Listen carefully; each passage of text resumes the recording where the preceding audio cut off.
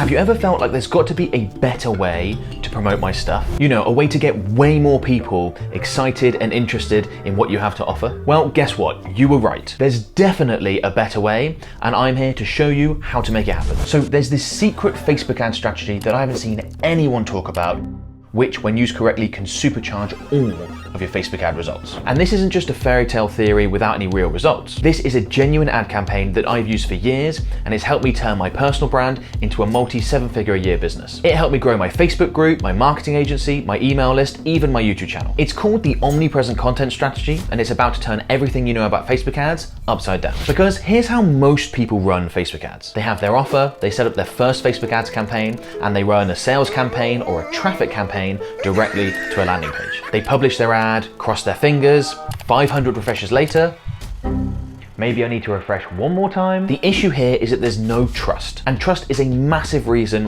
why people decide to buy and who they decide to buy from. This is a Stripe screenshot from a recent consultation. I'm able to charge £2,000 per hour for one-to-one consulting sessions because my audience trusts me, and that allows me to charge much higher prices. You see, that's the power of omnipresent content. Let me show you how to do it. So I'm in an example Facebook ad account here, and I'm going to walk you through the omnipresent content campaign creation process, and then I'll explain, once you can see the structure, why it works so well. So I'm in Ads Manager. I'm going to go ahead and click on this green plus create button. Now the first thing obviously we need to do is choose a campaign objective. I've got the what I would call the relatively new ODAX campaign objective menu now. If you've got this as well, you want to select awareness. If not, you can just go with reach. If you've got the old campaign objective menu, for the purposes of these campaigns, they're going to function exactly the same way. So no problem either way. I'm going to go ahead and select awareness and then click continue. So in this video, I'm not going to cover every single little setting within, campaign ad set creation. I've got that in other videos. If you check out the video description, you'll see a link to a full beginner's tutorial that will cover absolutely everything. This is very much going to be tailored to this strategy. So we are going to gloss over things like special ad categories and buying types and things that we aren't going to change for the omnipresent content strategy. We're only going to cover things that are pertinent to this.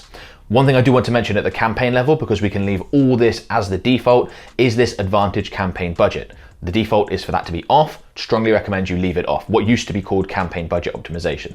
For the omnipresent content strategy, absolutely don't want to use it. Very, very important that you leave that off. Otherwise, we've got our campaign set up. We can now move on to the ad set level. So here we are at the ad set level, a number of things that we need to set up and select for an omnipresent content campaign here, okay? So the first thing is obviously the performance goal. Now the default is maximize reach of ads. That's absolutely what we want. Not normally what we do with a regular campaign type, but with omnipresent content, that's perfect. We want to maximize reach. So go with the default. Obviously make sure you've got Facebook page set up as the right one. Bid control, no, no, no. Then we scroll down to budget. Now you can see I've already changed this and added this in here as £1 per day for this ad set. Again, that might seem crazy. That's a lot less than we would normally spend, but there's going to be lots of different ad sets in this omnipresent content campaign, and you can always scale this up. So start nice and small with omnipresent content and then scale up. You'll understand more as to why once we've built out the structure a little bit. In terms of end dates, omnipresent content is not something you want to set an end date for. We want to run this for as long as we can. We want it to produce the best results possible, which compound over time. So if you were to turn this off after a week, 2 weeks, there's basically no point. This thing needs to run for a while. Again, I'll explain more about that later on. Then we get into the audiences section. Ideally, you would run an omnipresent content campaign only to people in your warm audiences. Doesn't have to be, and I'll explain that in a minute. But if you do have custom audiences, as they're referred to in a Meta ad account, that constitute warm people. So this would be people on your email list, people who visited your website. It could be people who've watched videos of yours on Facebook, people who follow you on Instagram, all sorts of different options. And you want to go ahead and add all of those in here. So if I click in, this is an example ad account, we've got some set up. I could select website visitors. I could go ahead and grab Instagram followers. If you've got other ones set up like Facebook page engagers, and we've got video viewers in there, and you just want to go ahead and add in all the warm audiences that you've got in here. Not lookalikes. Lookalikes are cold audiences, but all your custom audiences in here. Then absolutely make sure that you deselect advantage custom audience. If we are targeting warm audiences who have interacted with our business before, we do not want Meta to just expand that and put our ads in front of cold people as well. That doesn't make any sense. Don't know why that's default on, but it is. Make sure you deselect it, okay? Now, if you don't have warm audiences, That's absolutely fine. You can still use this strategy. So what I'm going to do is I'm going to walk you through the process of what you would do for each scenario, if you do have warm audiences versus if you don't. In order to work out if we can use warm audiences for our omnipresent content campaign, it's all based on audience size. How big are your warm audiences? So what we're looking for in terms of audience size is 50,000 to 100,000 people. If you have warm audiences that can make up that number, fantastic. Let's go with warm audiences. For example, that's certainly what I would do. I have over 500,000 people that sort of follow me and interact across various channels. We could definitely get to 50 to 100,000, but not all businesses do, and that's absolutely fine. So if you don't have that many, we're going to go with a defined cold audience instead. We still want that sort of audience size, 50 to 100,000. We're just going to do it with them, and it may take a little bit longer for this to kick in and start delivering fantastic results, but it can still work really, really well. We've done it a bunch of times. So if you do have warm audiences, I'm going to walk you through both scenarios. Do have warm audiences, go ahead and add them all in here and get yourself up to the audience size of 50 to 100,000.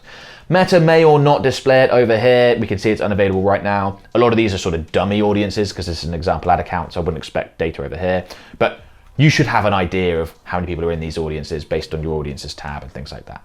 If you're not familiar with how to target warm audiences and create custom audiences, there's a link in the video description below. Go ahead and watch that. That video will show you exactly how to set them all up, do them properly, how they work, all that sort of thing. So if you're confused about that, go ahead and do that, okay? Now, if you are targeting warm audiences, you want to leave everything else pretty open, right? So location can be the country, main country you operate in, main countries you operate in.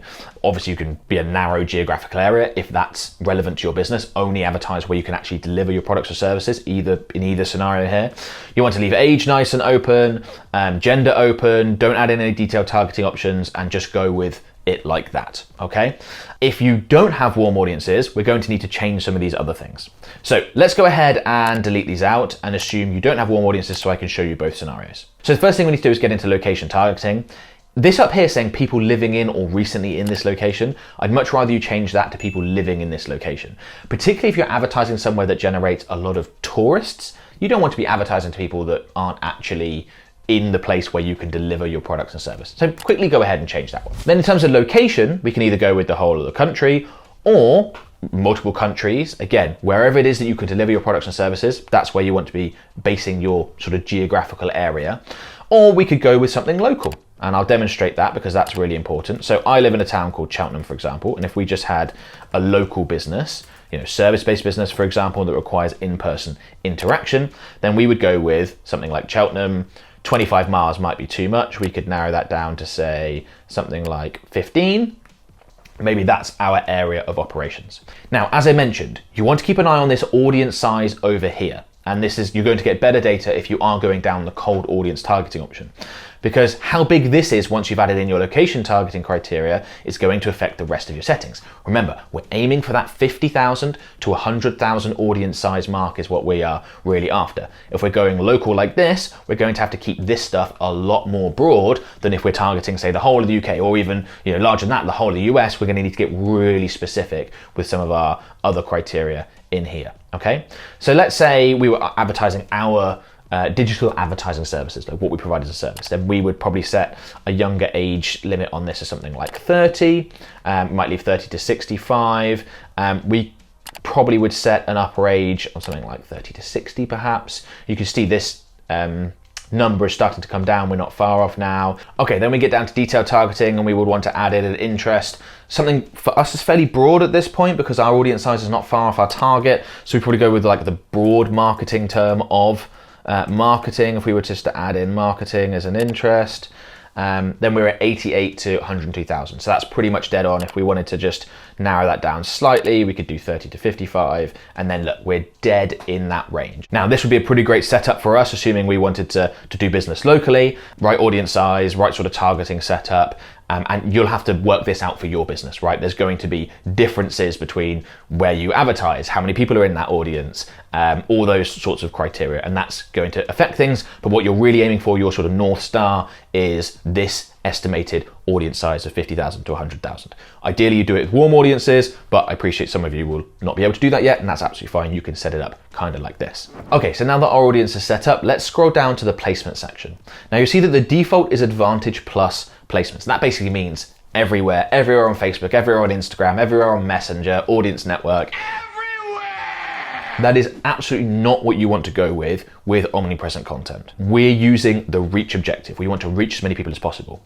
If you leave this selected, Meta will work out that they can get you really cheap reach on the lower quality placement options. Therefore, that's where your ads will show up. You absolutely want to make sure that you only select the higher quality placements. So you want to go ahead and select manual placements, get rid of audience network, and what we want to do is only target feeds, stories, and reels. So go ahead and delete out everything else in here, and that's going to be your highest quality placements. That's Facebook feeds, Instagram feeds, stories on both platforms, reels on both platforms as well. That's really, really important. If you're going with a more conversion-based campaign like sales, leads, something like that, you can go with Advantage Plus because Meta's only going to put your ads in places where they are likely to convert. So you see why the campaign objective matters so much, but that's not what we're looking to do with this campaign type, this strategy. We've got that ad set up. Now, before I go any further and go into the ad level, what I want you to do is minimize this down, select this ad set, and then duplicate into the original campaign, and then create 11 copies. And what we're doing here is we're creating a total of 12 ad sets within this campaign, which I know sounds crazy. You'd never do that with another campaign structure. That's too many. But with this, it works really well, and you'll see why in a minute. And then within each one of these ad sets, we've got one individual ad. 12 ad sets, 12 ads. Again, very different. Normally we would have, say, 3 to 5 different ad sets, and then within each ad set, we might have 3 or 4 different ads. Completely different structure with omnipresent content strategy. Now, I need to explain how this works and why we are structuring it this way. So the idea behind omnipresent content is not to generate a quick sale. It's not to say, look at this shiny new thing I've got, go ahead and buy it now, please. It's instead to build a brand. It's designed to develop a relationship. What we want to do is make your business the only one that your prospect wants to buy from when it comes to whatever it is that you offer. Whoa. If you think about how you interact as a consumer towards other businesses, I'm sure there are some people, some brands that when you want something within a category, you're just going to go buy it from them. You're not even going to think about it. Oh, that's who I buy from. I've got a relationship with them. I trust them. They deliver good quality stuff. I'm just going to buy from them. And that is why some people, some businesses are able to charge a lot more than others. If I take my business, for example, I'm able to charge £2,000 per hour for a consulting session because I have a lot of people that trust my Facebook and Instagram advertising expertise. And if they want advice on their campaigns, I'm who they're going to work with. They're not going to work with anyone else because of the trust, the relationship that I've built up over years of delivering value. So this structure of omnipresent content is designed to do that. And that's why it works over time. We're going to deliver value, get your stuff in front of your prospects again and again and again in an engaging, entertaining way that helps them out and makes you the only option. It's a great way of generating leads, clients, sales. You can do it with product-based business as well. And it's also a great way of being able to charge a lot more because of that trust that you build up. So that's what omnipresent content is designed to do, and that's what this structure is designed to do. So we've got our ad sets.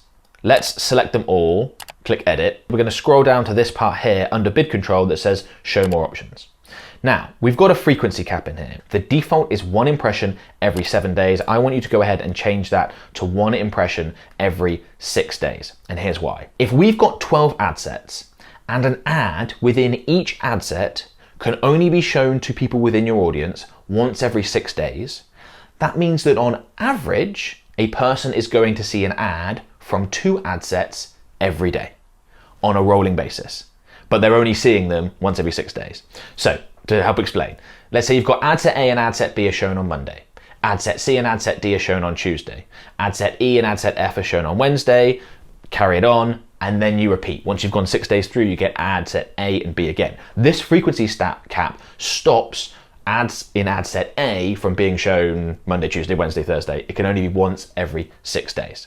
Now, of course, it's not going to be quite as neat as that. Some days they're going to see more than 2 of the ad sets, and some days they're going to see less. It's not a perfect sort of 2 and 2 and 2, but it's pretty close. It works pretty well.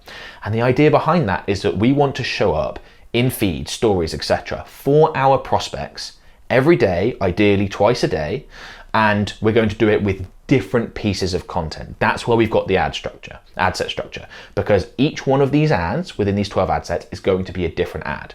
So the ad that they see ideally on a Monday morning is different from a Monday afternoon, which is different from a Tuesday morning, which is different from a Tuesday afternoon, and so on. That way, you're not going to get ad fatigue. You can be omnipresent. You can be visible all the time and show up all the time for your prospects, but you can really annoy them if it's just the same ad again and again and again and they get bored. But if it's lots of different ads that keep things interesting and deliver value, that means that these types of campaigns won't fatigue and you can show up in a way that your prospects like instead of showing up in a way that sort of drives them a bit mad. So that's the structure, okay? Hopefully that makes sense. So the next question is, if these are our ad sets, what is actually going into the ads themselves? Like, what type of ad are we going to be putting in front of people? And I'm not going to show you each individual ad in terms of setting up, like writing the ad copy and imagery and things like that. I've got other videos you can find on my channel with more information on ad creation.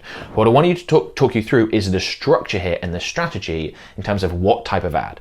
So we've got 12 ads and there's 4 different categories of ads. The first one is value. Value is exactly what you would expect it to be. It's pieces of content that help your prospects achieve something they want to achieve or avoid something they want to avoid. So my content, for example, is value content. It's showing you how to get better results for Facebook and Instagram ads, or how to avoid the big pitfalls and mistakes that you might make with Facebook and Instagram ads. So I'm helping them get better results, or I'm helping them save money and avoid the pain associated with that. So in our 12 ad stack, we might have 3 different value ads, okay? We might have value ad 1, which is a video, and these could be different formats, by the way, okay? It doesn't have to be all just video, for example, although I do like to use video quite a lot. We could have value ad 2, if I can spell and talk at the same time. We could have value ad 2, and perhaps that's another video, but a different one, okay? Very important, this is a different one. And then we could have value ad 3, and maybe this is linking to a blog post on my website. Something like that. Those are our 3 value posts. And these are not designed to sell anything. They're just designed to help your prospect do something they want to do. And you have knowledge, particularly if a service-based business. You're going to have knowledge around, you know if you do it this way, you'll probably save yourself time on this thing that you currently do, but you just don't know about because you're not an expert in the industry. There's loads of bits of information that you could provide, little helpful things in that sort of setup. The next category of ad that we want to create is demonstration. Okay, so demonstration is going to be things that demonstrate how your product or service works. Now, this is a really important component of people wanting to work with you, particularly if they're not super familiar with the process.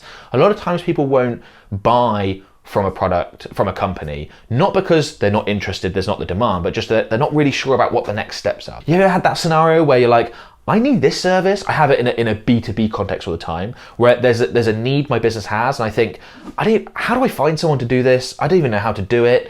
Well, with demonstration ads, you can show it. You can also do it with products. You could show, this is how we make our product. This is how we install kitchens. Look at this, little video we put together from the last project we did. Or check out these images that show, you could do it in a carousel ad format, that show the various stages. Like, this is when we started, this is when we were halfway through, this is when we finished, what it looked like. You can do all sorts of things here. So we could have demonstration ad 1, that's a video. We could have demonstration ad 2 that sort of shows a carousel of going through the process. Again, this is going to vary depending on your business. So you have to put that sort of filter through this process. And we could have demonstration ad 3 that is another video, let's say, but a different video to that first one. So those are the first 2 categories. Then we get on to the third category. Now, this is testimonial. You might think testimonial and demonstration are the same, but they're not. Demonstration is, this is how we do what we do. I want you to understand the process so that you're more likely to come work with me. Testimonial is, you should work with me and my business because we have delivered results for people in the past that are just like you. That's a really important part, because often people won't buy a product or service because they think, I'm not sure this will work for me. But if you can show them definitively, this person that's in a very similar scenario to you, it worked for them, so why wouldn't it work for you? So testimonial, obviously a great thing to do would be videos from previous clients, but you can also use imagery of like a nice quote. You could use even just a text post we've used in the past if it's like a particularly long testimonial that sounds pretty good. So you've got testimonial ad 1, so it could be a video.